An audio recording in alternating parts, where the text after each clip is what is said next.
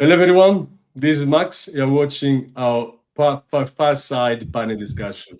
Today we talk about AI, and we bring 5 great panelists. Please, Calindo, if you can move ahead with. All right. So I would like to introduce our first panelist, which is Jan Schulz, AI engineer and teacher. Jan, if you want to give a short introduction to yourself. Hi everyone, my name is Jan Schulz. I am from Germany, Berlin, and I am an AI engineer and teacher, which means that I help people vibe code their apps, and I also have my own YouTube channel where I teach about AI automation and also vibe coding. Besides doing this, I give N8N workshops. I go to companies or to universities and teach them how to use N8N, which is an AI automation tool. And yes, so I can vibe code apps within days, and not in weeks, but within days. And I like to give workshops about N8N automation, and I like to teach people. And yes, and I have, let's say, more than 15 or 20 years experience in software development. So I'm coming more from the technical side. And my conclusion is that nobody needs to be a coder today to develop apps. Every business guy can do it without knowing how to code. Thank you. Thank you so much. I'm moving to our second panelist, Mick Mironov, AI Solution Architect and Automation Consultant, founder and CEO of RBL Labs. Mick, if you want to give an introduction to yourself. Obviously, thank you so much for having us here today, Massimiliano. And my name is Mick Mironov. I'm from Amsterdam, Netherlands, and I'm an ex-banker, ex-Airbnb, and ex-founder of multiple startups myself. So I combine a technical and business background. So a bit more than a year ago, our Rebel Labs company pivoted to AI, basically from, I would say, a necessity. Like first we automated our gaming business and saw a huge opportunity that was coming through via the AI sector, and coming from 11 years of Web3 and blockchain and crypto background, like AI sector really reminded like early days of sort of like Bitcoin and cryptocurrencies. So now we are helping companies, be it a startup or enterprise, to automate, design best solutions. And yeah, we are loving it, loving helping other businesses create value. And yeah, happy to share our knowledge and experience tonight with you guys. Thank you, Mick. Let me move to our third panelist, Bertolt Glass, AI consultant, keynote speaker, and author. Bertolt, thank you so much. And if you want to give an introduction to yourself. Yeah, thanks, Max, for having me. So my name is Bertolt. I'm a certified AI consultant. I help companies and CEOs to use AI for their advantage, for the advantage of the companies. And what we see is the industry is going down, the corporates are struggling, and they need to reduce costs. And AI is an excellent way to reduce cost and complexity in the companies. That's what I do. And happy to be here. Thanks. Thank you, Bertolt. Let's move to our fourth panelist, Files. Hello. Founder, Chief AI Officer. Please, Files, if you want to introduce yourself. Sure. Hi, everyone. My name is Files, and I'm a data scientist by profession. I've done this for more than 18 years. It's my education. I worked at Publishers Group and later on at GlaxoSmithKline, one of the British pharma steel companies, and then I started my own AI company in 2021, 2022. So we help large organizations, large pharma, essentially automate a commercial insight and operational efficiency through an AI agent. So we already have a couple of partnerships with like GSK, Vivebear, and others.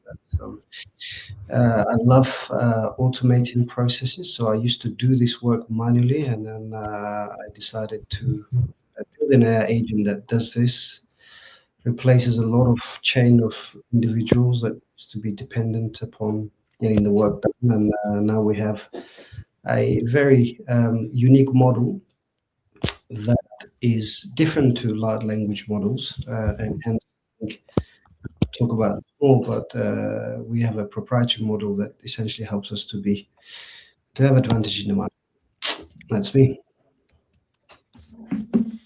Thank you, Faiz. So I'm moving to our fifth, and we can start. Dr. Andrea Isoni, PhD, Chief AI Officer, AI Speaker, and State of the AI Report. Andrea, if you want to give a short intro to yourself, so we move to our topic. Yeah, thank you. Thank you for having me. As Massimiliano said, my name is Andrea Isoni. Long story short, I'm an academic translating to business. Yeah, I started, after my PhD, I started working data science in 2014-ish. And from there, I work in different startups. I failed even one. And then now I am for more than 6 years Chief AI Officer of AI Technologies. To get a little bit too fast, maybe. But anyhow, that means that I talk to different clients. I structure and develop bespoke AI solution for our client with a return of investment and or a measurable, which means audited, intellectual property. Basically means an external thing evaluate if there is an IP that can bring to patent, etc. in the solution we build for our clients. And or there is a return of investment in terms of efficiency and things like that. Aside of that, I'm an advisor for, I've been for a few funds, but currently for Wahed Saudi Aramco, and a committee member for ISO, International Standard Organization. Pleasure to be here. Thank you so much. So I'm bringing in all the topics we are going to talk about today. And if you can bring this, the first topic, yes. So the first pillar will be about strategic integration. Bertolt, I believe you are the first one for the opening. If you want to start the opening, again, we have a fireside discussion, so it's all about you and moving around, but the opening is yours. Thank you. Sure. Thanks, Max. So yeah, how to start AI integration. So it all starts with the why and the how. So why do I want to have AI in my company? And most cases it's because they want to reduce costs. They don't want to have it for the technology, just to have it as a fun toy, but they really want to have better processes and so on. So what I tell my CEOs, my customers, my clients, they stop playing around with tools, forget all these 100 AI tools lists. This is fun to play with, but as a CEO, I really want to integrate it into my company. So start thinking from the processes and not from the tools. So AI earns money when it's really integrated in my processes. And instead of a human being copying, pasting text in ChatGPT, in 2026, I really want to see AI agents working autonomously in the company. So we call them digital co-workers. Yeah, you can say maybe it's a very clever intern you have in your company. And then we have really EBIT relevant use cases. So we look at highly repetitive tasks and processes. Then, so me as an AI consultant, by the way, I'm only the facilitator. So it's very important that the ideas of the use cases and the scoring, what's a good use case and whatnot, comes from the team within the company. And then we identified in the so-called potential analysis workshop. That means we identify use cases, we write them down, we have a table with criterias, and then we do something that we call a weighted scoring matrix. So each use case gets scoring for each criteria.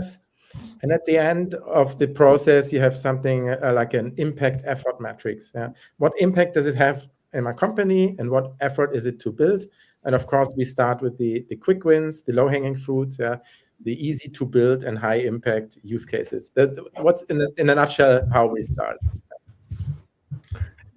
Now, Mick, you want to add something over? Oh yeah, definitely. I'd love to learn.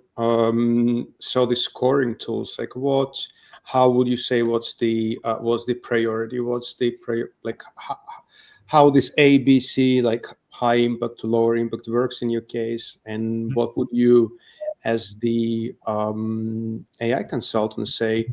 Okay, you guys, like say it's a document, like lots of documents to process. How would you identify like what's most important and what's least important? Yeah, so that's what the team does. It's very important for me that I am not the knowledge hero bringing the let's say telling the companies what to do. I'm the facilitator, but my role is to fill the imagination gap, because many companies don't know, okay, what's actually possible with AI. And the scoring, so how good or bad is a use case comes from the team. That's very, very important for the acceptance in the team. And what we do is we rate each use cases with each criteria, and then we build a scoring, and then we have something like a roadmap, yeah, what to do first, second, and so on. And that's what comes from the team. Does it answer my question? Yeah, sure. But could you add to it? What do you see the most being automated from your clients? Like a pattern that's like a red. Yeah. Mm-hmm. Yeah, sure. So the low-hanging fruit, the classical quick win is a chatbot in the customer care. There can be a chatbot in the website or a voice agent taking incoming phone calls. So that's what we see very often, because it's very easy to implement, and nearly every company has something like customer care.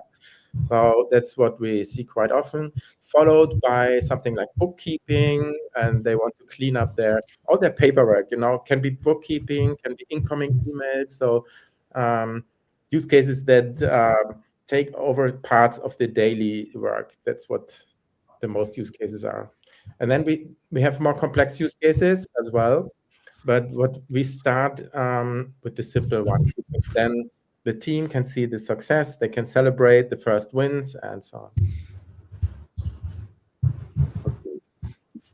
on. I wonder, I have a observation, maybe probably less like a question, but do you see hesitation from, given there's a lot of hype and so many different models and AI agents, AI, LLM, APIs, all this coming to organizations? Do you see any sort of hesitation from the companies to kind of say we want to wait, or we behind? Kind of, what's the attitude? Absolutely, great question, Fires. So that's what I call the analysis paralysis. Yeah, the teams are really they are absolutely in the hype. Every week you see new tools, and they say, "Oh, I cannot follow anymore." Yeah. This week this model is better. Next week the next model is better. That's why I said initially, stop playing around with the tools. Look at your processes, what you want to have automated, what are the highly repetitive tasks you want to have automated, and then we are looking for the right tool to build exactly this agent. Yeah, but I see a lot of what you just described was, you don't see, I don't know if it translates. In German we say it's you don't see the forest because of all of the trees. Yeah, and that's my role as an AI consultant, to bring structure and a clear process to identify those use cases in. Because it's not about technology. You can, if you start an agent today, of course in 3 months it will be like outdated. Yeah, from a technology perspective, you can still update it, but it's very important to start in the first place. There are two. Sorry, there are two more things. This is very interesting for me. There's two more things that I want to highlight and maybe get your perspective. One is that obviously large enterprise over the last year or so, they've learned that obviously these large language models, they've kind of got all the information from internet and they've become, reasonably intelligent. But when it comes to internal data set, essentially there's a guardrail, because we speak to sort of potential clients and our clients, and they're very protective of their data. So whenever propose any solution, the first conversation starts is that how can we make sure that our data doesn't leak to any third party? Do you kind of come across these challenges at all? Absolutely. So that's the first question. I live in Germany, and the first question here is it GDPR compliant?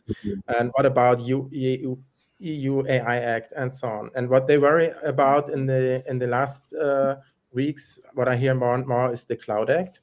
So that the US government can basically look into the data, even if it's on a European server. So some corporates want to go away from the international LLMs to more like European, like Mistral or Langdoc, and want to have it on their own servers. So not even in a AWS cloud or something like that. So what we see more often is they host it on a private server on premise, or on the server in the cloud, but not in a AWS or a similar cloud. So that's, of course, we use models that are not trained with the data. We have the RAG system and so everything, but this gets more and more important. I see exactly what you mean. Yeah. I can confirm on that trend, and the reason is that, looking at the recent political developments in the US, Palantir and OpenAI and these rumors that they just basically look into the European data, and many also in Germany, many clients they want to have their data locally. Because first of all, it's GDPR, it's DSGVO conform. So the German law for many institutions doesn't allow that that the data is sent to America. And then secondly, of course, it's a better feeling for the company employees if the data is on their own server farm in the basement, so to speak. Right. But my question to you, Bertolt, is do you have any experience with local AI and automations and local AI? And what are your experiences with this? Yes, if you have a big enough machine. So we see local AI. I can give you an example. What we will show next week on LinkedIn in an interview is AI solution where doctors in a hospital, they're writing these letters when a patient is going, and this is a lot of documentation in the hospitals and even in the care industry. And so what we show is a solution where they can write such a letter, a hospital letter, in 5 minutes instead of half an hour. And of course, this is the highest privacy sector. You have these data from the hospital, right? So you don't want to have it in a cloud or somewhere else. And for these use cases, we use local machines and local LLMs. Works perfectly fine. Yeah. And what graphics? Money at the end. Yeah. What graphic cards do you use for that? Just curious. I'm not in the tech specs that what the tech guys do, but it's like a mixture of. It shouldn't be too small, but you don't need to over-engineer it. I think a good guess is from a money perspective to between 10 and 15K for such a machine. That basically works. So my answer to the CEOs is the GDPR compliant topic is solved. This is not an issue anymore. If you do it correctly, then you can have the highest standards of privacy. That's what most people don't know, because they think AI is always you send something in the cloud and then it's you don't know where. And that's part of my job, to explain it to the CEOs to what's basically possible today. Do you know any preferred brand of models, especially for local machine, that the client likes to use? Oh, this changes from week to week. Sometimes they look at Langdort. Now, what we see a lot is DeepSeek, open source, and so on. So for local model, DeepSeek. It really depends on the use case and the hardware. Yeah, but again, for my communication to the CEOs, I don't talk about the tech specs in the first place. I always talk about use cases and what revenue does it bring to you, and then we find a way together with the tech team to make it possible. I think, guys, we need to move to the second topic. We have 4 more to go, but thank you so much, Bertolt. And there is already one question coming from the audience, but we take them in the end. Let me move to our second topic, sorry.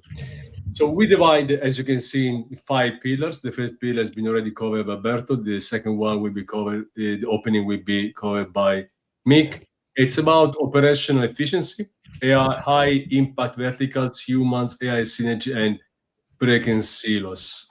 Mick, if you want to open this chapter, and after, of course, we'll talk around. Okay, sure. And I think it ties pretty well with the question from the audience, right? The CEO. Give me a second, and of course, I will bring it immediately. Here we are. Yeah, right. So I think my topic ties really well to this question from the audience, like CEO telling how can I cut pretty much like 30% of the workforce. Oh, it's my God, it's a crude question, and like that's so many CEOs are facing this pressure, and at the same time, everyone is talking about like AI is taking the jobs. South Park laughing, like literally like making it like 2 years ago, right? Like that's and that's what's happening right now. Starting from the software developers, and I can tell you from my own experience as the founder of a startup, like well funded by VCs, building games, and starting like from 3 years ago, looking at like what can we automate, and it came from art first, and then as the agentic software development was progressing.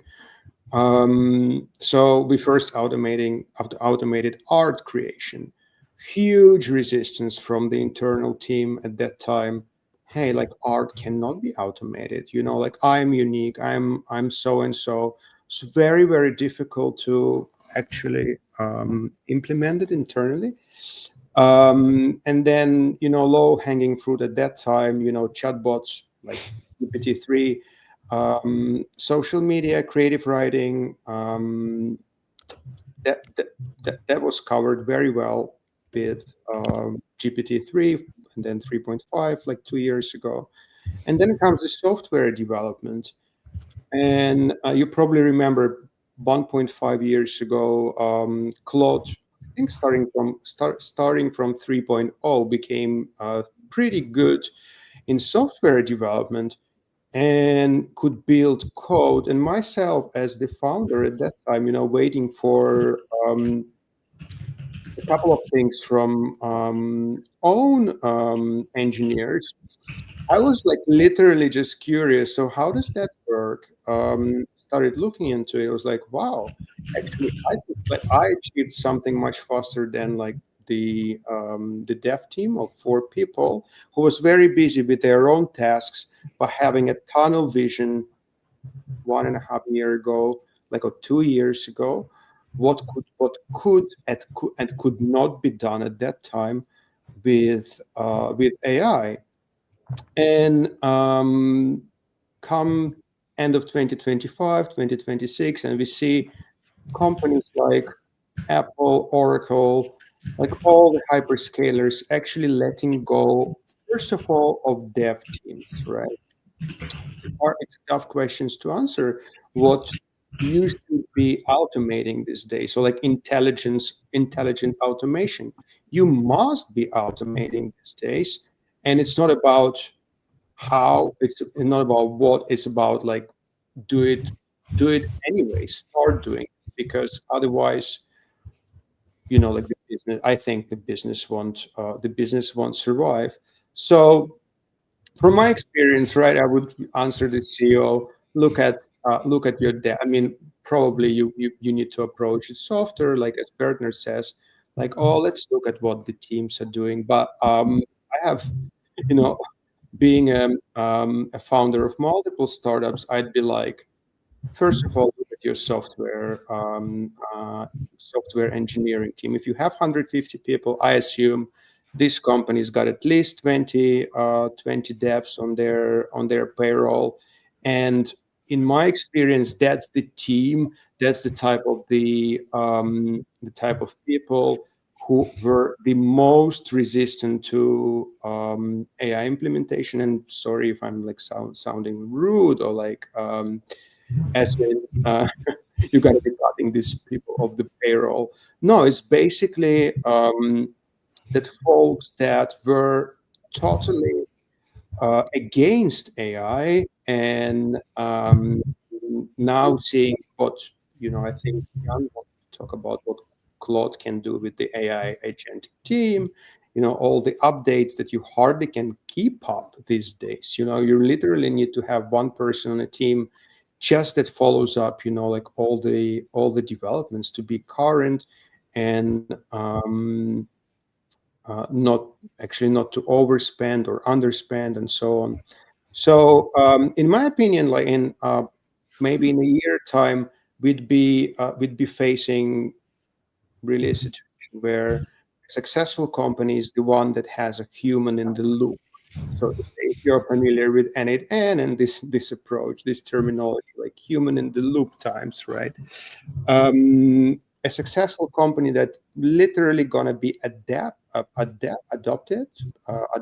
to the new way of working. And the new way of working with the recent update of the Anthropic, say, Opus 4.5, Opus 4.6, that does agentic work so well that and understands, you know, the intention of the user and can, you know, from an engineer can be like a social media manager, you know, like on the go, swiping, understanding the intention and using all the tools so well.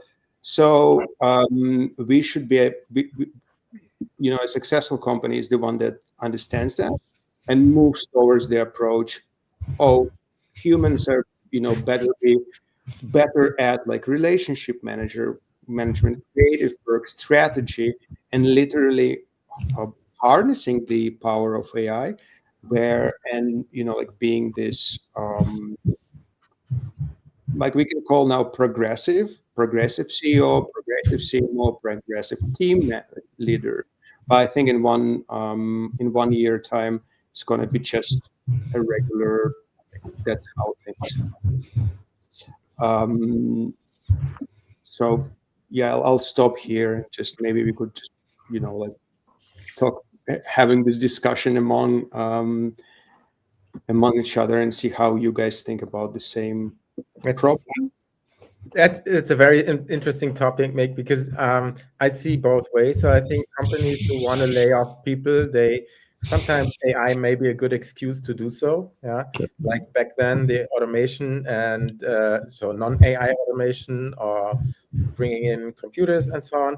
And I also see other use cases which I really like more. For example, the doctor's letters in the hospital that I was talking about earlier.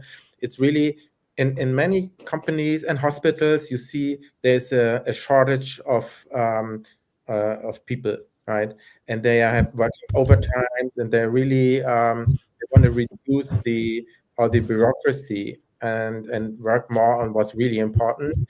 So I want to AI is not only about reducing staff, lay off people, and so on. In this case, what I really like is it's more the doctor can be more on the patient's bed, so and taking care of the people. So yeah, we will see both sides, I think, but maybe sometimes AI is an excuse to do what they intended to do anyways earlier. Just Yes. theory. I totally agree with Bertolt, because actually, if you say we want to decrease the headcount, we want to have less developers, of course, AI can be the excuse, right?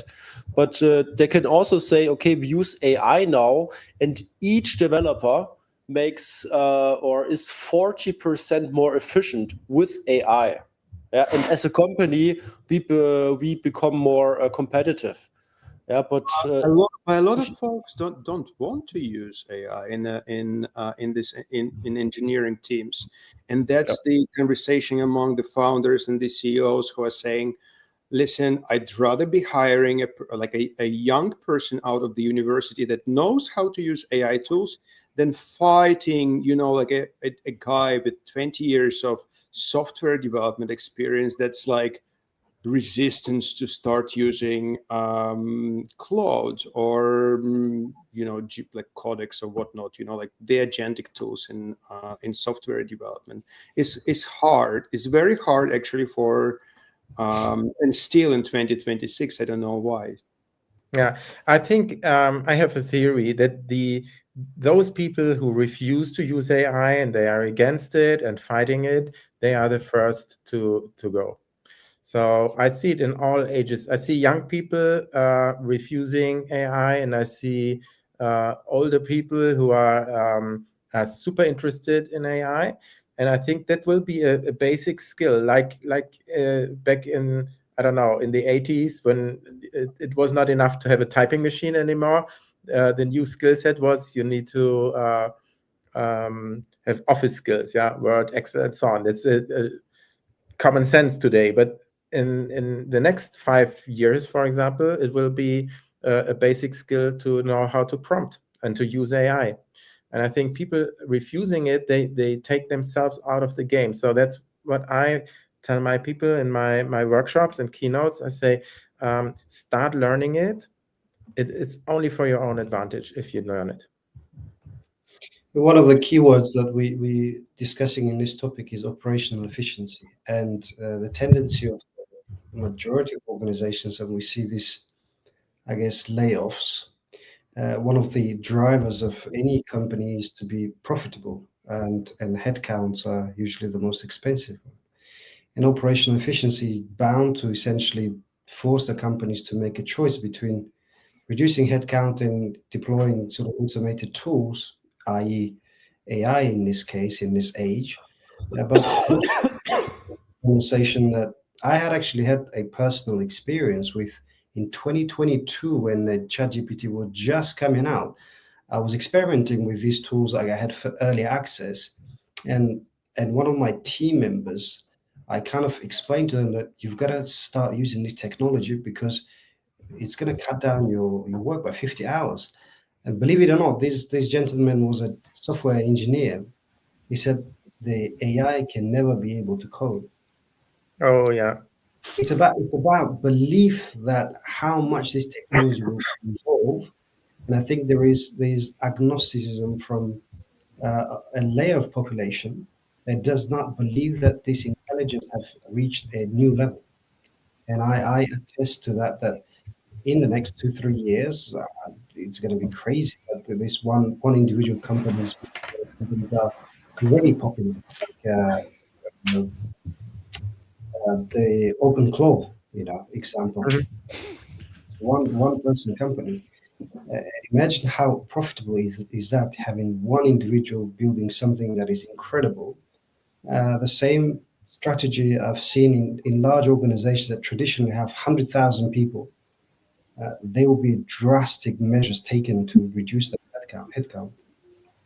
Yeah, it's a very good example, Faiz. I think the skill set is so important, right? and refusing it was never a good idea. I mean, there will be jobs that are not there anymore in a couple of years, but there will be other jobs like orchestration of agents and so on. And the earlier you start to learn it and embrace it, it's only good for yourself. Yeah. I think Andrea mentioned ROI. Maybe I was just sorry. Yeah, no, good. Sorry, I don't like to disagree with people, but I don't know any developer, or probably I'm biased, I don't know, but that doesn't use AI. I don't see this restriction on the AI developers. Sorry, only any software developer does not use AI on any level. In fact, I'm sometimes when I have to recruit, and they don't know any question, and some basic questions, obviously is a bad candidate. The first answer is, "Oh, but I use Vycopy, so I don't need to know," which obviously annoys me a lot. But so I have the opposite experience. So every developer or any type use AI. Now, in terms of redundancy, yeah, I agree. Overall, for most of the job, I don't see a mass redundancy coming. I'm a bit torn, that's the right word, torn, that in the future software developers may not exist. I tend to stay in the positive, as in, of course, it's not going to be touching the code as we touching down. You can use the name you want, agent orchestrator, whatever, DevOps. In a way, it's DevOps, what is now DevOps in an advanced way. And most of them become governance. So most that will not do much, but they check a lot, or they're supposed to check a lot for AI governance. There is a push for regulation, EU AI Act, things like that. The return of investment mostly come from not the count, in my judgment. It's a long story, but the problem is the beauty of capitalism. I wrote that a lot in few years back. So in my judgment, yes, for sure, in the short term, you increase profitability if you fire people.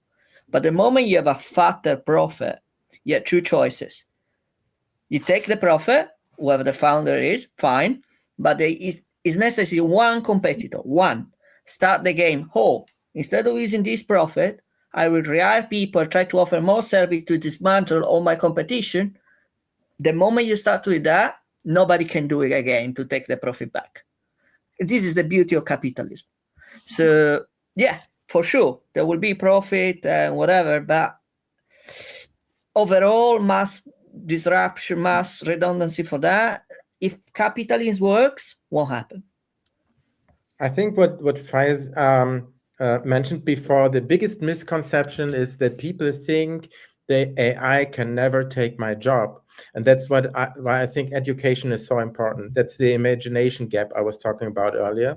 So people underestimate the exponential development of AI, and because we are not used to it. Yeah? And of course, 6 months ago, AI videos looked like crap, and today you cannot see if it's AI or not. And that's what I think many people underestimate, what is possible in 1 or 2 years.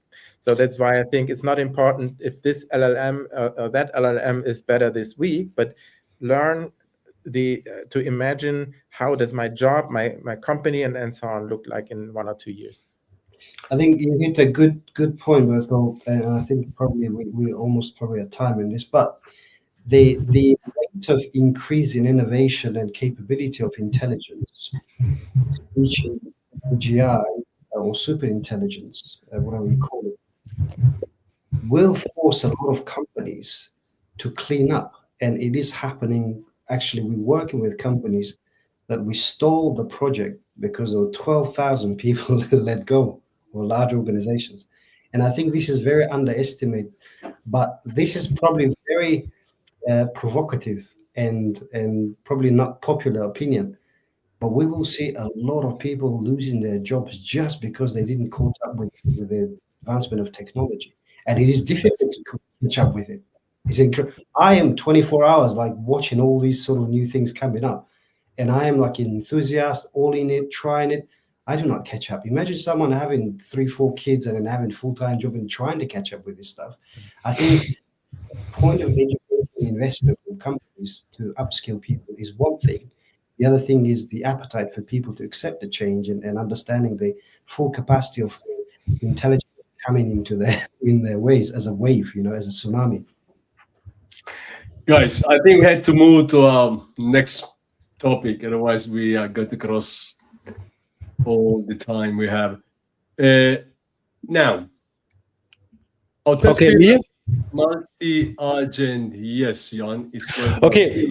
Wait, Okay, guys. Wait for me. Multi-agent system, autonomous agent coordination, agentic departments. Please, Jan. Okay, for this, I just want to share my screen for 2 minutes, okay? Because I have the newest AI developing tool here installed, Claude Code Agent Teams with Opus 4.6, experimental. Right. I just want to show it, like for 2 minutes, okay? I have everything ready. Okay. 1 second. So, can you see my screen? Not yet. Yes. Yeah, it's loading. Loading. Yes. Okay. So I want to make this quick, yeah? I am going to create a full IT team now. Okay, so I'm going to paste the prompt here to create the team, an architect, yeah, a developer, and a tester. Okay, I'm going to create this team now. So now Claude is creating an IT team on my local hard disk. Yeah, I'm going to allow it to create a folder.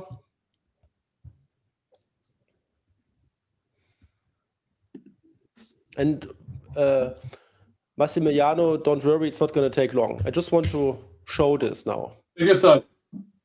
Okay.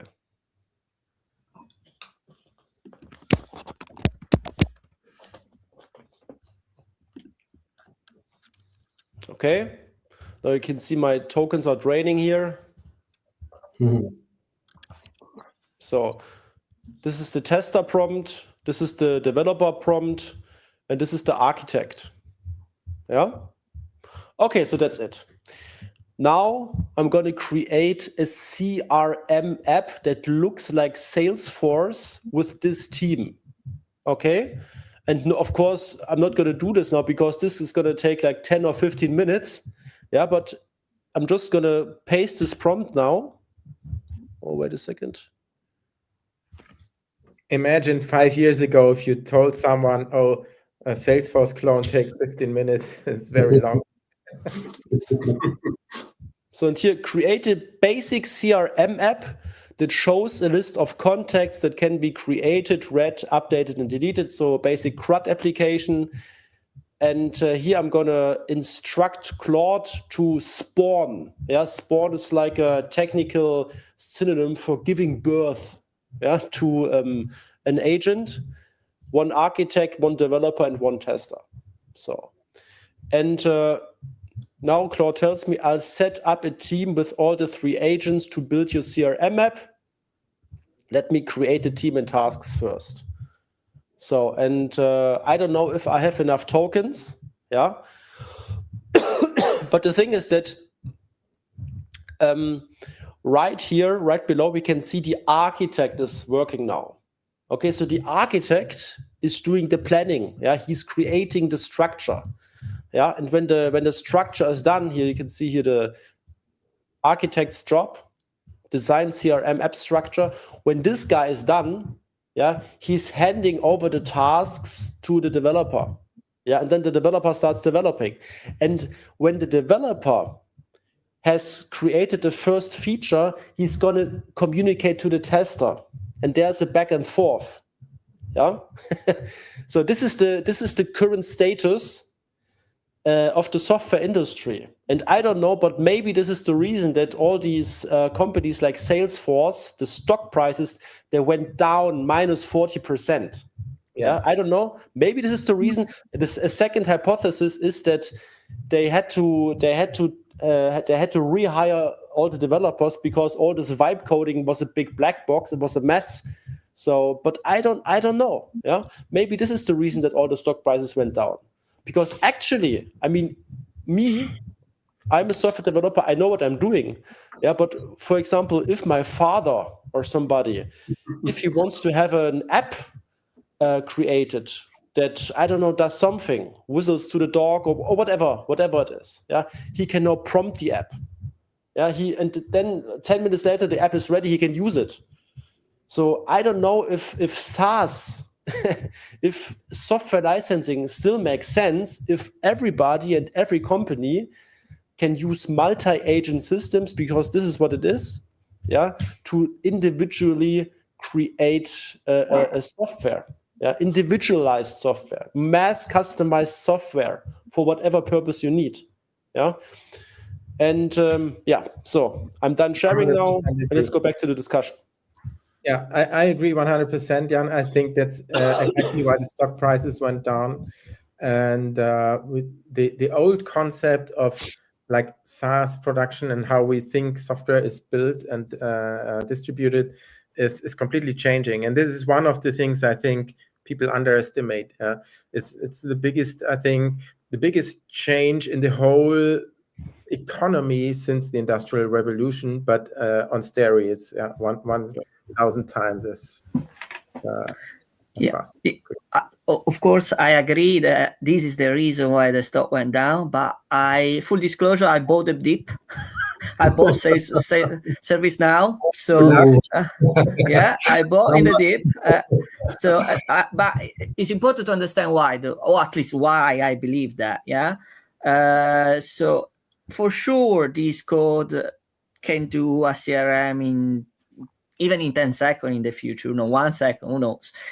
Possible, yeah. But that's not a problem.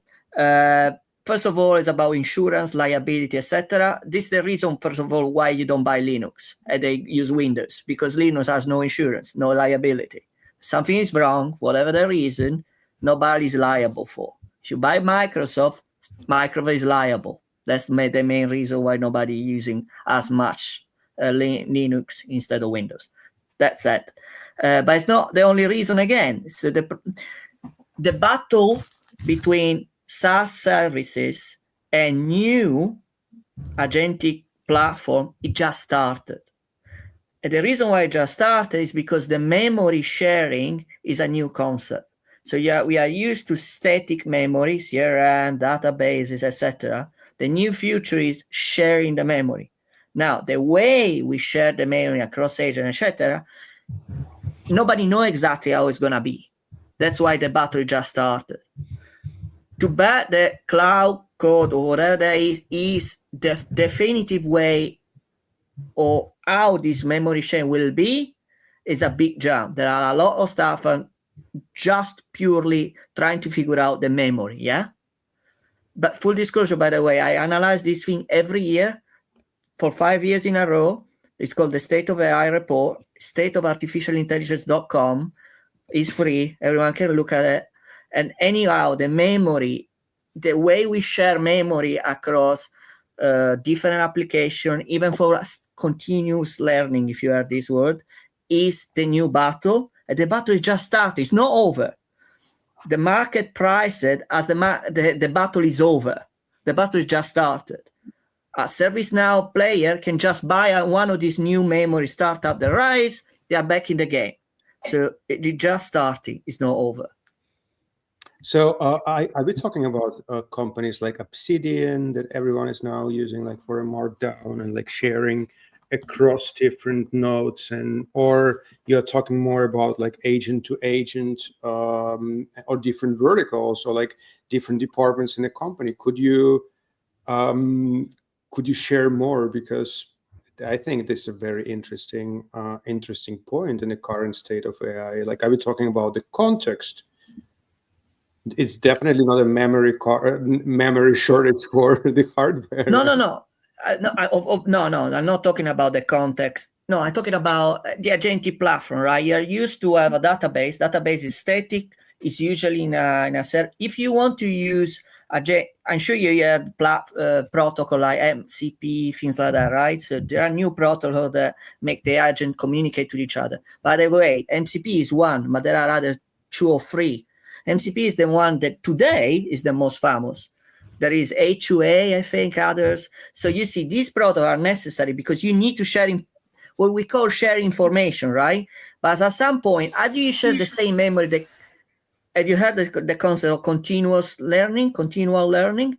So basically, you have a model, and the model needs to re-update itself. Otherwise, you're losing the memory. It's a problem of the transformer, by the way. Yeah.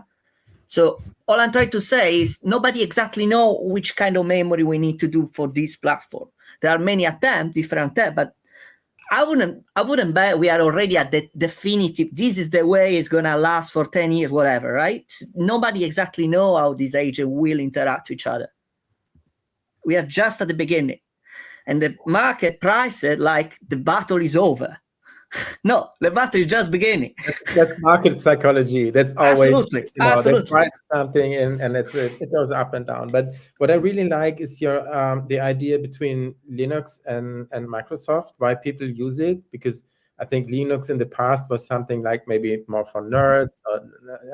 But what we see here in Germany in the last couple of weeks is that some corporates and even some governments go away from the US-based software like Microsoft and even Outlook, and because of the Cloud Act. So that's what I see here. But one thing that I'd like to add here that Bertolt raised is responsibility. I mean, if the AI agent or if the AI agent system or whatever the AI, let's call it AI, if the AI screws up, right? The AI is not going to prison, right? So who goes to prison? The person who created the AI. And this is also what Andrea raised up here or mentioned, the responsibility, right? I mean, if, for example, we just imagine you sit in a plane and right before takeoff, the pilot says, by the way, this plane's software was wipe coded. I don't know if you feel so safe in the plane, right? That's a question of use case. Right? But I mean, I think this is quite an interesting topic. I think the vibe coding element, the foundation of this app, they're not enterprise grade because obviously, the foundation is probably not rock solid at the moment, but at some point they will get it. So remember that accelerated intelligence of this AI. But one thing that I actually saw yesterday, Perplexity introduced a new feature, computer, and they actually vibe coded the terminal of the Bloomberg. So Bloomberg has a terminal. I actually interviewed for leading that platform in 2016, and then I was like, "What?" Because they charge $30,000 a month or a year or something like this, and someone in Perplexity basically vibe coded that thing that completely replicates the terminal of the Bloomberg, something that they've been maintaining for 30 years. They've done it like in even let's say the quality wise 50 to 100%. So the original is 100%. There's liabilities. The vibe coded one is 50% in terms of its capability and foundation, but it's within a week something that has been existing for 30 years for the major financial industries. So when it comes to, I guess, the price of software, yes, I can start it, but I firmly believe that it's going to be a disturbance in that market, for sure, in the next couple of years. Yeah, and we are so early. Vibe coding has just started. Imagine, again, the exponential development of the AI. What we see today is only the baby steps. Yeah. So today, vibe coding, I would not use it for building software for nuclear power plants or airplanes, but maybe people build their own Trello clone or whatsoever. So I think the market share will go down of some stuff. Yeah, and I think that what's important to remember, if I may jump in, so Payos, you mentioned the Bloomberg terminal, right? Yeah, as an ex-banker who used that Bloomberg terminal, like I can say, it's a totally outdated, like a DOS-looking system, right? But if Perplexity built something similar, and I think like there were multiple attempts to replace Bloomberg terminal, but it's not about this like news feed or so. It's about all the major banks in the world using that and using that as a messaging system. And it's at the end of the day, it becomes a relationship, right? And I guess there will come a point that Bloomberg cannot charge anymore this much, but nevertheless, it boils down to, can AI replace the relationship manager? I think, or like a junior or like a pre-sales discussion, like this voice, yes, possible, but I believe like you can't just displace Bloomberg Terminal because you say it's outdated and it looks horrible, because folks use it, folks love it, so to say, and it's like a WhatsApp for in between banks communication, and boils down to the relationships, so to say. Can you convince all these folks and be like, hey, use this perplexity thing? Yeah, I maybe, but I doubt it. I agree. Yeah.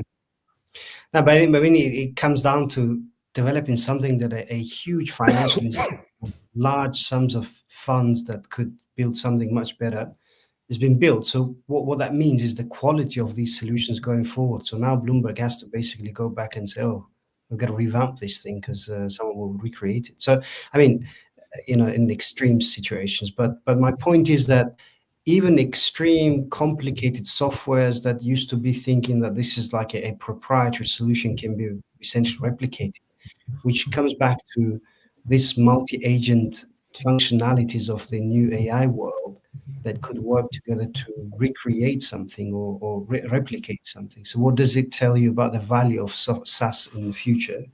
Is something we should wait to know. Fayez, can I ask you to move to the fourth pillar? Of course, yeah. This ties really well. Yeah, I think is it me? Yeah, of course. Precision versus power. Data maths, startup viability. Yeah. So I think I kind of made some notes. So in terms of, we talked about the large language models and what is the proprietary kind of solution these days, or what is the value in terms of software and the value of software in the age of vibe coding and multi-agent systems. I think one thing that we spoke about, the Linux versus Microsoft, the liability. When it comes to, I guess, everyone today is debating general LLM versus domain-specific models. So when you enter a world where software can be replicated, what becomes more valuable is a domain-specific knowledge. So something that we really focused on, because the process in our model, what we have is a 16 complicated steps that has to be taken by 4 or 5 teams in the past to be able to recreate these decision intelligence elements, which is a model output of a large amount of data sets and to understand the commercial effectiveness of a brand or a product in, let's say, pharma company. So a lot of companies are now under, I guess, scrutiny of being sort of thrown out of the market because, anyone can come up and recreate a CRM inside a company and say, well, bye-bye Salesforce, we're going to have our internal solution because of X, Y, and Z. So really what it comes down to is general models, from companies like OpenAI and Anthropic and DeepMind and others. They are sort of becoming so powerful, but they are horizontal. So a lot of startups now wrap up, right? A wrap up of some sort of LLM. So they become an infrastructure, but the valuable, I guess, element of the solutions become domain-specific knowledge. And that's where I've kind of focused on, and we focused on at a company, that what specifically it means is that the information inside a company, and that's why a lot of companies actually refuse to give the data away, is because every company has its own structured way of data collection, data nomination, data labeling, and team structure. And they don't want to give this away. And some of these processes have been set up for 50 years, for 20 years. And that's why you build on top of that something that is useful, but at the same time drives value. So I'm going to stop there maybe and then see if you guys have any thoughts around that.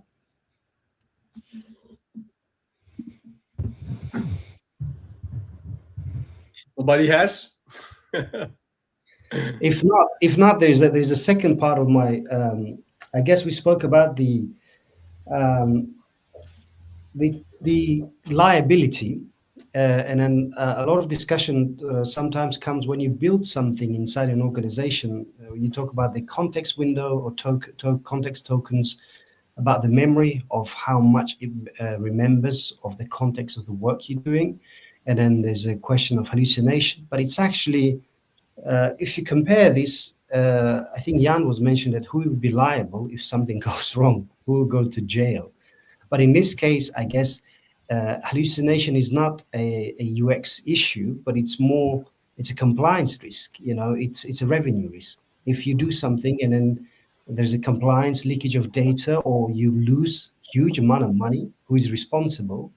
And part of, I guess, we had a case whereby we signed a contract based on revenue share. So if our solution drives revenue, and it's very tricky one, because you have to be very meticulous about what they're forecasting and what you will bring in to increase that forecast and whether that forecast is accurate. And there's a lot of discussions around the contract, but it's revenue share that we want to see whether this solution drives a value. And I guess my point is that general LLMs are a probabilistic, elements that are very smart now, but when it comes to specific department or tasks, they may not perform unless you have domain-specific knowledge trained to make sure that it actually understands the context and delivers based on specific benchmarks, that it does not risk your compliance, does not risk the revenue. And there's something interesting when it comes to liability. So who is in charge is not only the person or the company that develops the solution, but at least in Germany, it's the one who operates the solution. And we had a case here in Germany that SMBs had a voice agent, and they thought it's GDPR compliant, but it was not, because they used 11 labs and so on. And they had the penalty to pay the clients who used the software, not the developer. That's very interesting to know, because that's how it works. Berthold, could you tell a little bit more about it? Because first of all, 11 Labs is from the UK, right? So I would assume it's just generally like voice agents fall under this like really gray area with GDPR, since it's on somebody's server unless you use a local model, and then how does that work? Yeah, so don't name it on the exact details, but it was the voice agent and the model that was behind it.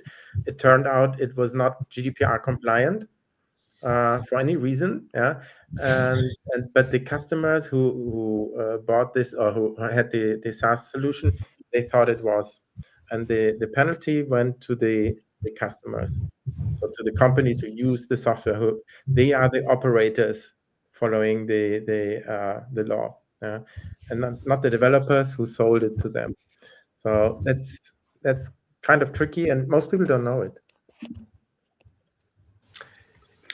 In the UI Act, it depends what it is. It's both responsible, to the point that, in fact, at least 1 or 2 years ago, I believe it was, at least, I know Google for sure, but I'm pretty sure the other do similar stuff. Part of the liability, if you sign a good chunk contract, it goes to Google, so they share the liability on what you do. For that reason, it's written in the contract, because the client, why should he take all the responsibility to you? Yes, it may be the law, but why would I pay then? That's the problem. But again, there is no definitive answer. In fact, the law can change, so we are in no man's land.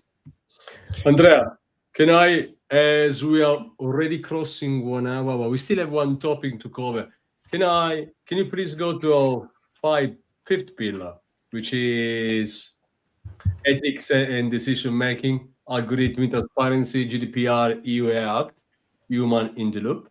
If you want. Yeah, look, I will be very quick then, but roughly we already touched it. Look, again, if you have a black box, just to summarize possibly what you say, at least in my own summarization, hopefully is share fairly. I mean, it will be fair for everyone. Please feel to disagree, but yeah, for sure. First of all, people are moving from doers and developers to possibly controller / governance role. At least that's what I see, and that's why it's even more important to have governance or regulation like the UAI Act, etc. Now, what it means in practice, it means that whether an organization want to take in consideration, take a certification like ISO 42001, but others, full disclosure, I'm committee member for ISO, but there are other like SO2, whatever that is. In America, there is NIST, but it's a bit different, but just to mention a few. The most important thing is, as anyone which is being involved in testing and software testing, the most important thing to remember is testing everything is a fallacy. You cannot test everything. It's just not possible. Yeah. So based on the fallacy, any company needs to prioritize what really want to test. Yeah. And obviously the prioritization comes from risk, potential damage, things like that. So again, you cannot test everything. It's a fallacy. You genuinely cannot. Therefore, you need to prioritize. And prioritize means for us is more important is the robustness. Every output needs to be the same. Yeah. For us, it's more important it doesn't use inappropriate language if it's a model, whatever. It isn't. For us, it's more important the cybersecurity aspect, the exfiltration of data, whatever that is. Yeah. Or a combination of that. Obviously, the more you test, the more it costs. And that can erode the return of investment you set at the beginning. That's why it's also important to include that at the beginning of whenever you are planning an AI solution, you need to have allocated immediately a budget for the security of it. And the ethical aspect comes with it, in my judgment. So, in a way, if the detractor, the company will say it's a marketing thing, it could be, but it's a good way. As in, if you want to behave well and let people know that your AI solution doesn't do certain stuff, like for example, it's doing Anthropic, is negotiating with the Department of Defense, it clearly say that it doesn't want to do certain things. Sure, it's marketing, for sure it's marketing, but it's also good marketing done correctly. And yeah, look, we don't have much time to discuss exactly how to do it, but yes, prioritize and then do a few tests on that and then accuracy. We still have 5 minutes to go. So if everyone wants to contribute.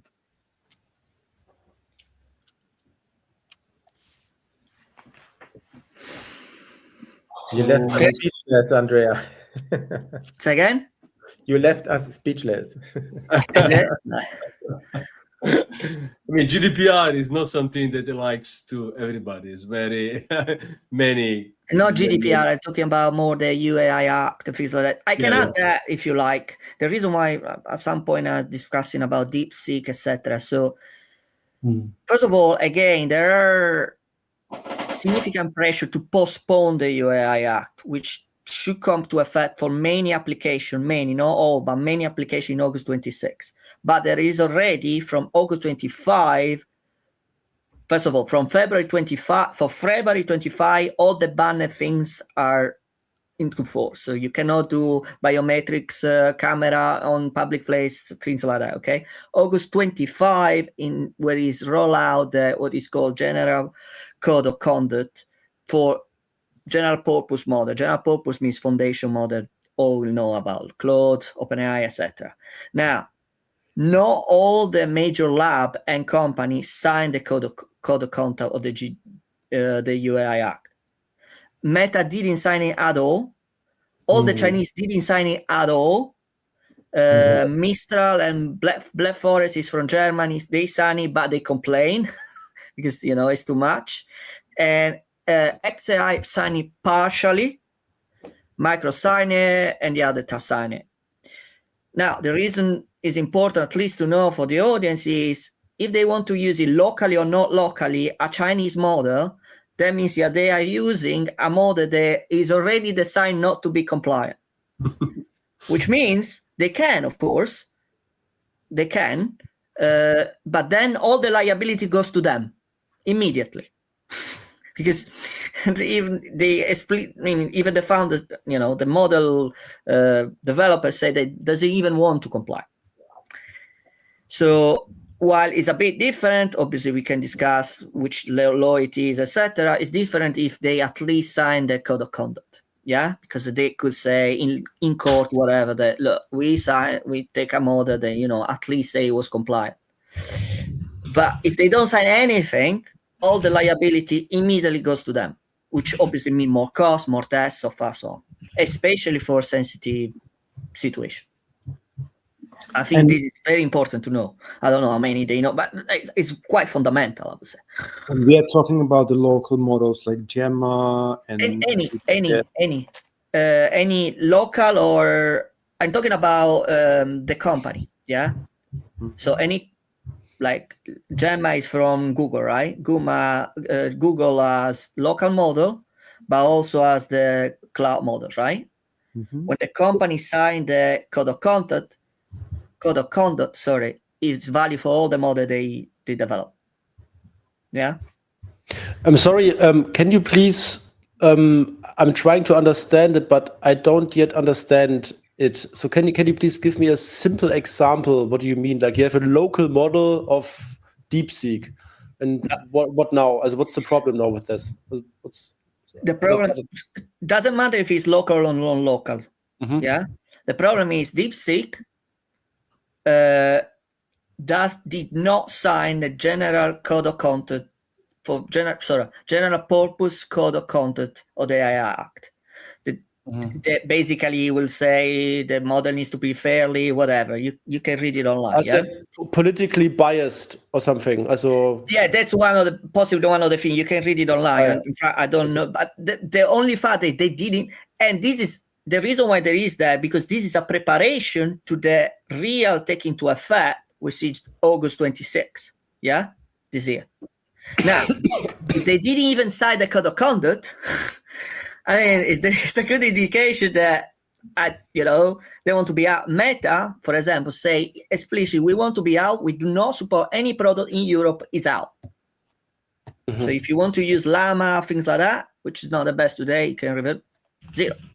You can install yourself locally, but then it's all clearly up to you, because they literally say explicitly they don't want. They don't want to comply with that. It's wrong. This sounds like typical stuff that other people don't want to do. I mean, the European Union is policy-wise in the Stone Age. Sorry. Look, I discussed a lot about that, but in the US, so this year, Trump, they did an executive order to stop any country to regulate.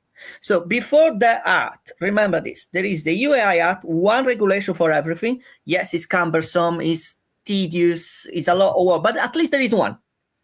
In US, less tedious, but every state was doing, no, I want only that. Texas only for more than 100 million, whatever. Tennessee just come out with something.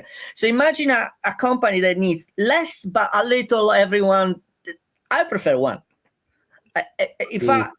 Before that, in fact, Trump passed an executive order. By the way, I'm not political or anything, but has to say what has to be said. So Trump signed an executive order that said, you cannot regulate at state level. There will be one regulation at federal level to be determined, by the way. But I think this is the way to go. So in that sense, the UAI Act lead the way, because one regulation for all is the way, really. Otherwise, it's a mess. Even if it's less, it's variegated. You spend more time as a company. Yep. Guys, we covered everything and we spent more than 1 hour together. But I really thank you, all of you, to taking part of this panel discussion. Bertolt, Andrea, Jan, Fayez, and Mick. I do hope we can stay in touch, and we will. Thank you everyone for watching this episode. And also we have new fireside discussion on AI because it's very wide topic and talked any single day in the coming months. Again, thank you everyone, and have a good evening. Thank you, It Max. was lovely talking to you guys. Thank you for Bye-bye. having me. Bye-bye.